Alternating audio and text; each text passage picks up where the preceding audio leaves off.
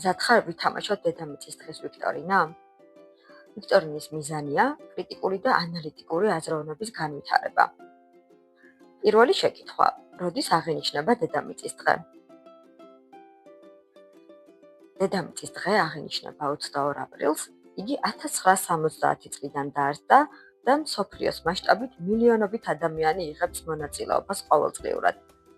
იგი 190-ზე მეტ ქვეყანაში აღინიშნება. რას გულისხმობს ნარჩენების გადამუშავება?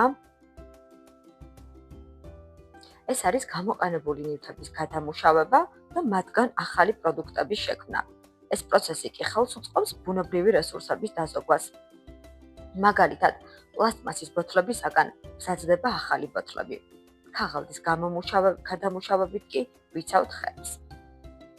თუ ყოველ დღე ერთი ოჯახი 5 პლასტმასის ბოთლს იყენებს, რამდენი ბოთლი დაგროვდება კვირაში? ეს საშუალო სირთულის შეკითხვაა და მოიფიქრე, რა შეიძლება გააკეთოს ოჯახმა ამ რიცხვის შესამცირებლად. პასუხი: კვირაში დაგროვდება 35 ბოთლი, რადგანაც 5 ჯერ 7 35-ია, ხოლო ოჯახს შეუძლია გამოიყენოს მრავალჯერადი გამოყენების ბოთლები, რითაც შეამცირებს პლასტმასის ნარჩენებს. რატომ უნდა დავრგოთ ხეები დიდ ქალაქებშიც? ეს ცოტა რთული შეკითხვაა, რადგანაც უნდა დაასახელოს 3 მიზეზი და ახსნა თითოეული. მინიშნება დაფიქრდი ხეების როლზე ჰაერის, ტემპერატურისა და ცხოველებისათვის. პასუხი: ხეების დარგვის მნიშვნელობა ასეთია. ხეები გამოყოფენ ჟანგბადს, რომელსაც უნთქავთ, ისინი აგრირებენ ქალაქს ცხელ ამინდში და ასევე აძლევენ თავშესაფარს ფრინველებსა და ცხოველებს. ხეების დარგვით უმჯობესდება ჰაერის ხარისხი, მცირდება ტემპერატურა და იქმნება ბუნებრივი საარსებო გარემო ცხოველებისა და ფრინველებისათვის. რა ფერის ურნაში უნდა ჩავაგდოთ ქაღალდი? ეს მარტივი შეკითხვაა. ფოტოზეც კი მოცემულია, ეს მინიშნება იქნება ჩვენგან. და რა თქმა უნდა, ლურჯ ურნაში იგი განკუთვნილია გადასამუშავებელი ნარჩენებისათვის და მსოფლიოს მასშტაბით ლურჯი ფერი აღნიშნავს ქაღალდის გადასამუშავებელ მასალებს. ასევე გადასამუშავებადი ნარჩენებია გადამუშავებადი ქაღალდი, მუყაო და პლასტმასი. წარმოიდგინე, რომ ერთ სკოლაში 200 მოსწავლეა. თუ თითოეული დღეში 1 პლასტმასის პარკს იყენებს, თვის მანძილზე რამდენი გამოყენებული პარკი დაგროვდება? და ასევე მოიფიქრე, როგორ შეიძლება ამისი თავიდან არიდება, რადგანაც ანალიტიკური შეკითხვაა. პასუხი: თვეში დაგროვდება 6000 პარკი, რადგანაც 200 გავამრავლოთ 30-ზე 6000-ია. შეიძლება გამოვიყენოთ მრავალჯერადი გამოყენების ჭურჭელი და ჩანთები და ასე შევამციროთ ნარჩენები. ორი ოჯახი ცხოვრობს ერთნაირ სახლებში.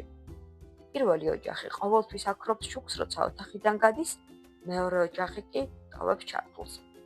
რა განსხვავება იქნება მათ შორის 1 წლის შემდეგ? დაფიქრდი ფულსა და გარემოზე. პასუხი: პირველი ოჯახი დაზოგავს ელექტროენერგიასა და ფულს ხარჯებს, ნაკლები ელექტროენერგია კი ნიშნავს ნაკლებ დაბინძურებას და დედამიწის დაცვას. მეორე ოჯახი კი გადაეხდის მეტ გადასახადს და დააბინძურებს გარემოს. რა არის გლობალური დათბობა? გლობალური დათბობა არის დედამიწის ტემპერატურის მომატება, რაც იწვევს კლიმატის ცვლილებას. ეს პროცესი გავლენას ახდენს ყინულებზე, ზღვის დონეზე და ამინდზე მსოფლიოს მასშტაბით.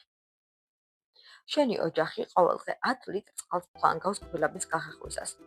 თუ გახეხვის დროს ონკანს დახურავთ, მხოლოდ 2 litrს გამოიყენებთ. რამდენ ლიტრ წყალს დაზოგავთ კვირაში? იფიქრე, რამდენს ფლანგავთ დღეში და რამდენს კვირაში. პასუხი: დღეში დაზოგავთ 8 litrს, რადგანაც 10-ს გამოვაკლოთ 2 იქნება 8, კვირაში კი დაზოგავთ 56 litrს, რადგანაც კვირაში 7 დღეა, 8 × 7 კი 56-ია. ახლა კი წარმოიდგინე, რომ შენ ხარ ქალაქის მერი, იმ ქალაქის, რომელშიც ცხოვრობ. შენს ქალაქში კი ბევრი ნაგავია ქუჩებში. რომელ სამ ნაბიჯს გადადგამდი პრობლემის გადასაჭრელად. ასევე ახსენი და დაასაბუთე, თუ რატომ აირჩიე თითოეული ნაბიჯი. დაფიქრდი და გაგვიზიარე შენი იდეები. ჩემი პასუხები კი ასეთი იქნებოდა. დავდგამთ მეტ ნაგვის ურნას. ადამიანებს არ დასჭირდებოდა ძებნა თუ სად დაყარო ნაგავი. ჩავატარებ საგანმანათლებლო კამპანიებს სკოლებში, როგორც მოსწავლეების, ასევე მათი მშობლებისათვის. ამით უკეთ გავიგებთ იმ გზების შესახებ, თუ როგორ გავუფრთხილდეთ გარემოს.